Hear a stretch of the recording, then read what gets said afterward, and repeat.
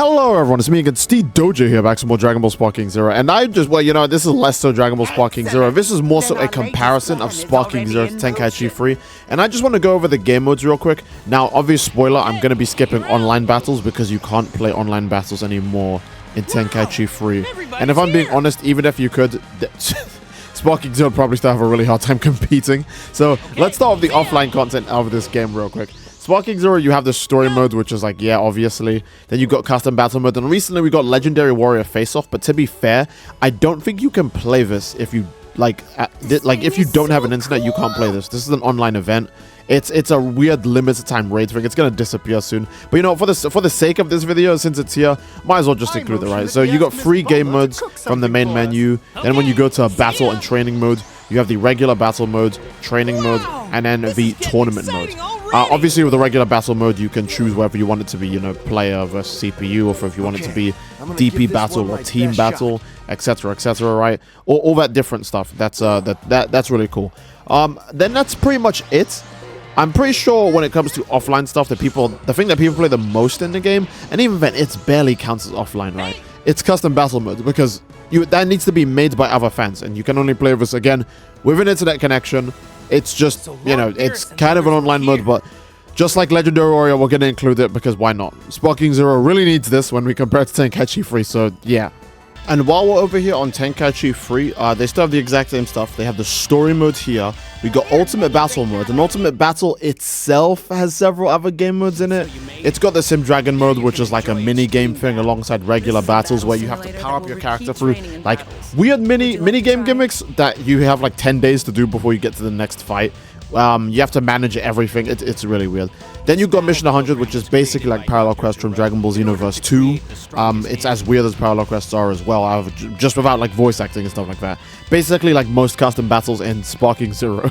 Then you got Survival mode, which is a 1v50 game mode, and you can actually select what kind of enemies you want to go up against, whether it be classic enemies like, you know, Frieza soldiers, the Frieza Force, and then Frieza forms himself alongside Cooler and, you know, King Cold. Dragon Classic, which is basically OG Dragon Ball characters and a few other villains, and All-Star, which is like, you know, everyone. So yeah, 1v50 mode would have been really nice to have in Sparking Zero, but I guess we just weren't that lucky. Then you also have the duel modes and then the tournament modes as well. So Tenkaichi 3 has story modes. It's got Ultimate Battle, which can be seen as one mode if you want. But since we gave Legendary Warrior Face-Off and Custom Battle a chance to be their own game modes, despite the fact that they're pretty online only, but we're going to give Ultimate Battle, you know, all 3 of its game modes as well. Then we got World Tournament and the duel mode. And then obviously you still have training mode as well. But yeah, we shouldn't really count training mode as an extra mode. You know, we won't count training mode for Sparking Zero either. That's just weird. That doesn't make... Of course, it has training, but that makes sense. Now, I want to point out why the single player in this game probably hits harder for most people than it does for Sparking Zero. And I think Sparking Zero's biggest issue is honestly, Ultimate Battle mode is replaced by Custom Battle mode. But then also there's a bit of a time zone generation gap difference where this game wasn't relying on online features to stay alive. They just had to like make really good single player offline content that would have like either an like here's a good example. The World Tournament has an interesting enough gameplay loop with you trying to collect Zenny and Dragon Balls so that way you can wish Shenron to get, you know, high desirable wishes, right? That even though the game doesn't, like, yes, the game does have an online, right? But it didn't rely on its online to survive, which means most likely you would just keep doing World Tournament modes and duel modes and Ultimate Battle modes to just collect Dragon Balls and get Zenny. So that way you can get more items from the Evolution Z shop, level up more characters, and gather Dragon Balls as well. So the same way people don't treat the tournament mode with like any respect in Sparking Zero, like tournament mode is already a dead mode, you can't find anyone doing tournaments. You can at least find people still making custom battles, and sometimes you can still find people in different like rankings. Like, I don't know, unless if you're like specifically Xbox low ranks, where there's like literally no one on, then like, yeah, you know, that's kind of unlucky. But if you are even if you're like a PlayStation player or a PC player, you cannot find anyone hosting tournaments in Sparking Zero. And I think half of the reason why is that even though you can customize tournament rules, it's just not very fun. The Dragon Ball tournament modes, even though you were pretty much always had like a forced, yeah, there you go, like you always had like a big government mandated tournament that you had to do, right, in the World Tour. This is like, you would only pick this if you're going for the rewards, you know what I mean? You could settle for like free tournament if you just wanted to do everything else.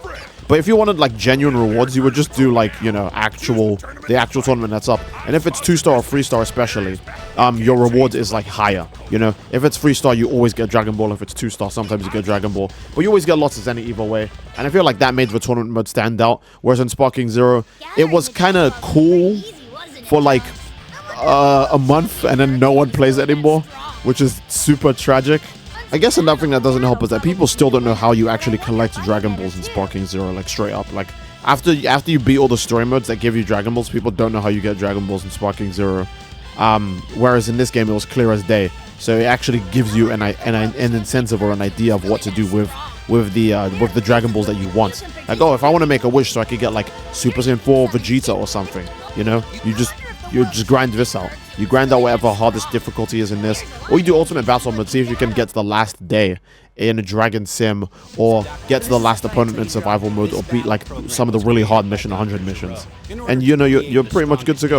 I think another thing that honestly makes a lot of the single player stuff feel a bit bigger in this game is that, unironically, and this might be like the weird effect that like imagery can have on your brain, but when you go on dual mode, you get a big screen with big text telling you what your options are. In Sparking Zero, you go to battle and training, and then it's just a very small text box with these exact same options on it.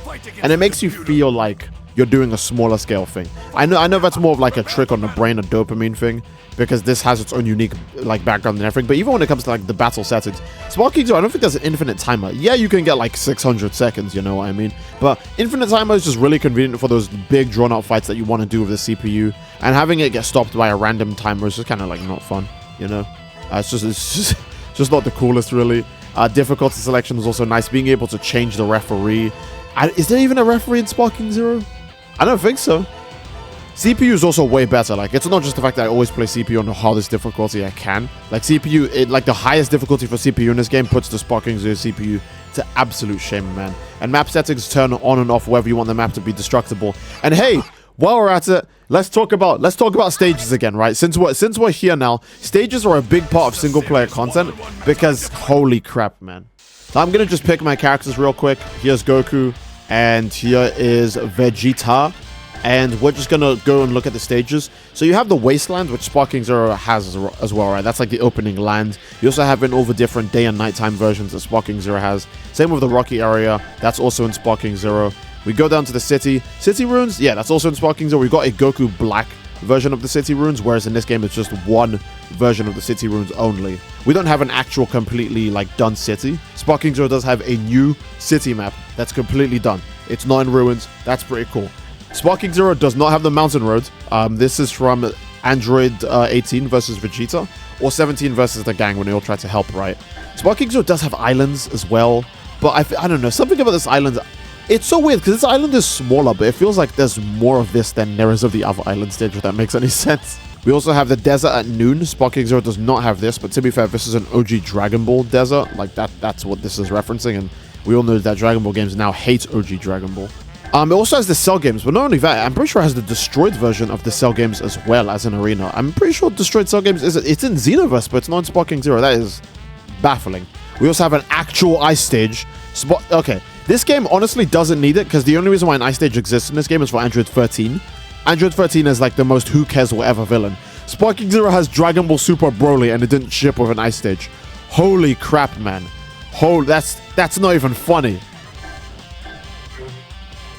And also, let me remind you guys, like, most of these stages, if not all of these stages, are destructible. You can blow up the glacier, you can blow up Cell games, you can blow up the desert, you can blow up the city, you can blow up Mountain Road, the islands, all of these, and they turn into Destroyed Earth, or Destroyed Namek, or Destroyed Planet, or whatever the name of the new version of the stages, right? You got King's Castle, also from OG Dragon Ball, Muscle Tower from OG Dragon Ball. Kame House, honestly, isn't just OG Dragon Ball, but it's a key location in original Dragon Ball, which is why it may have not been included in Sparking Zero, because Sparking Zero hates OG Dragon Ball. Penguin Villain, which is also from OG Dragon Ball, and then, you know, the area around Goku's house, which is also like OG Dragon Ball, right? This is like Grandpa Gohan's house. Then you also have the Destroyed Earth stage, which, again, really small. It's mostly a sky stage. There's just one bit of platform in the middle. But it's a cool visual representation to see a planet actually get blown up anyways, and then see the stage actually change in real time. Stuff like that, to me, is way too damn cool. We also have Kami's Lookout, something Sparking Zero for some reason doesn't have. super iconic Dragon Ball stage just didn't make it into the game. I do not know how this happened, man. Hyperbolic Time Chamber at least made it in. So did Supreme Kai's Worlds. Hell didn't make it in, and Namek didn't make it in. Destroy Namek at least made it, man. Imagine if Destroy Namek didn't make it in. This is the only destructible stage at Sparking Zero, by the way. Planet Namek to Dying Namek. That's the only destructible stage in Sparking Zero. Holy crap, man. Whereas in, well, like I think every single one of these stages we've looked at is destructible up until Kami's Lookout, Time Chamber, Supreme Kai's World, and Hell. I'm pretty sure these stages are not destructible, hence why they are next to the destructible stages on like the roster list, right? Then, well, we're not even done. We still have the space stages to go through, you know? You got like a random planet at night, random planet at evening. You got outer space. Oh my god, yeah, okay, at least the tournament made them Sparking Zero. Holy crap, man. But yeah, it's a stage diff. And then the fact that, again, most of these stages are destructible. Yes, most of them just turn into ruined Earth and stuff like that, right? But that's still just more variety than just not having them do that. And I think that heavily affects the single player, because stuff like fighting super high difficulty enemies in like an insane 1 versus com team battle, 5 characters, red Potara on all 5 enemies, stuff like that is like really intense, and seeing a planet get destroyed adds to the intensity of the combat, and it makes the single player just feel way better in general. I mean, I'm not gonna say it makes it feel way better, it just is way better. It's just more lively. I'm going to skip to Evolution Z as well. It's not all of the customization, right? But Evolution Z is a lot of it. There's an item shop, and even if you just go through the item shop... oh yeah, I have every item already. Okay, item list. If you go through the item list, bro, unironically... okay, go through the capsules in Sparking Zero, then go through the Potara in this game. All of the Potara options in this game. Flight for... okay, look. For characters who can't fly, they can now fly. Imagine if you could put this on Goku Teen, Master Roshi, Yajirobe. You know what I mean? So many unique effects. Base ki power goes up by 1 gauge. This means that basically your character's max ki bar is higher. So instead of, like, you know how Sparking Zero, you automatically always regenerate 2 bars of ki. If you have this, for example, you would automatically regenerate 3 bars of ki. And you wouldn't have to, like, punch your way to the 3rd bar or charge up to your 3rd bar. And obviously, it gets higher the higher you take this, but at the same time, your key charge becomes slower. That's a nice way to balance out. But you can also fix your slower key charge by putting on something like key power, which makes key charge even faster. You know, you got key control, which makes Dragon Dash. You got all of these things, man. Halo, this is the one I'm always talking about, bro. This is the one I'm always talking about, man. There are so many different effects in this game. I'm not going to go through all of them, but you can see how many different effects, how many unique... look, aura changes, right? Aura changes. Sparking Zero promised us this. Aura charge blue. Player character's aura becomes blue. Receive an extra key gauge. Aura charge purple. Get purple key, yellow key, red key, green key, white key, pink, violet, ultimate. I'm pretty sure this is Super Saiyan key, Super Saiyan 3 key, and Super Saiyan 4 key. Man, you could put Super Saiyan 4 key on like goddamn on like DBZ Broly. Super Saiyan 4 key on Omega Shenron. Super Saiyan 3 key on Cooler Final Form. Why is Sparking Zero not doing that, man? That's like actually crazy. Android 18's Kiss was also an item. I completely forgot about this.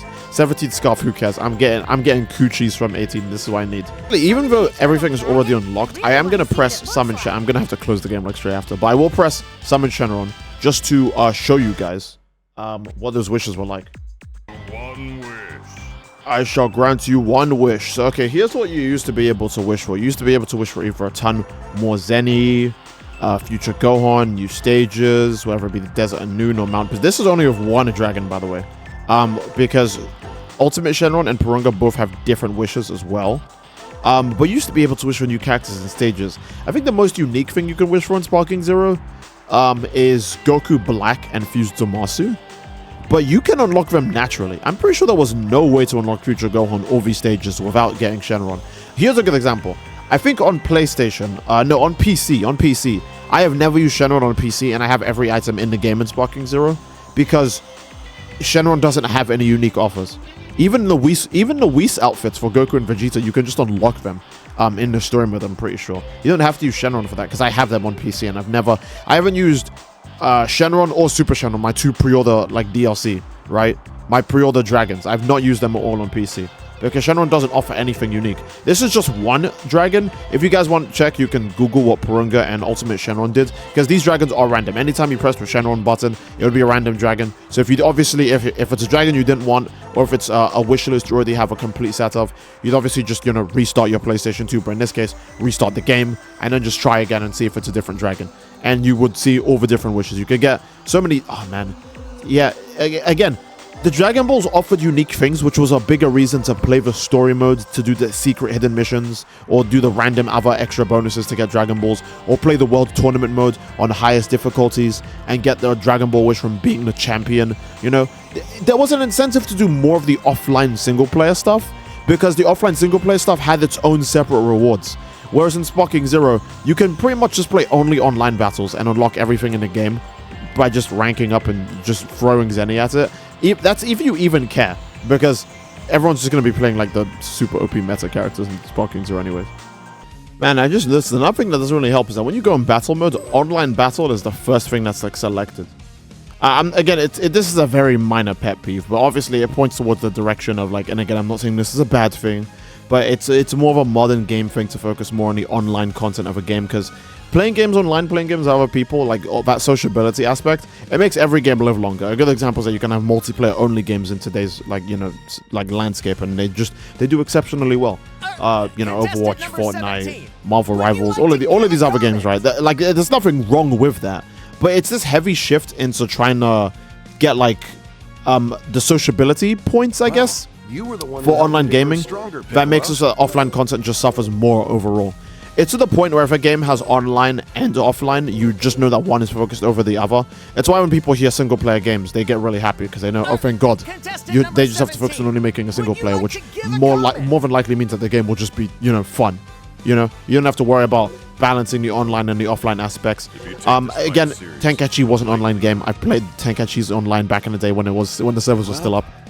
I'm not but too rusty. It wasn't online focused.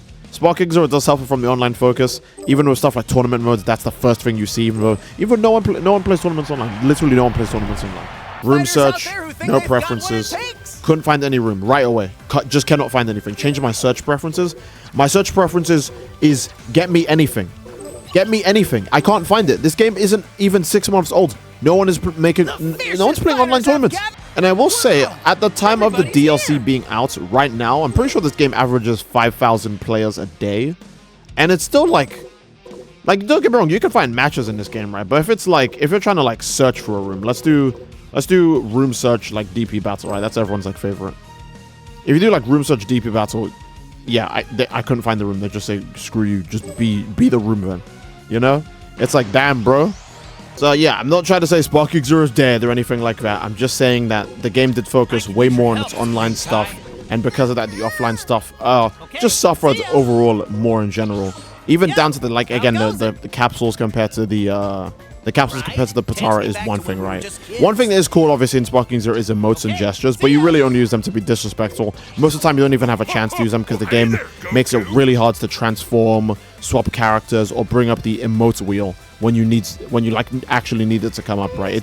It's just damn annoying. So yeah, again, I want to say this for the billionth time. Sparking Zero isn't like Xenoverse where I've like completely fallen out of love with it.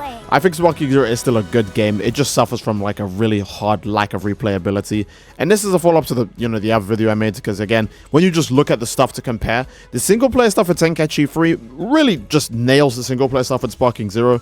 And because Sparking Zero's online isn't the most fun to play, that can't actually carry it away from, being compared to Tenkaichi 3's like so heavily, Very, very unfortunate. Very, very unfortunate. But I think that's a good place to end the video, guys. If you guys enjoyed the video, and obviously again, please leave a like on the video, and don't forget to subscribe, as it greatly supports the channel. I do love you all. I hope you all enjoyed, and I will see you fellas all next time. Take care and peace. What kind of training should I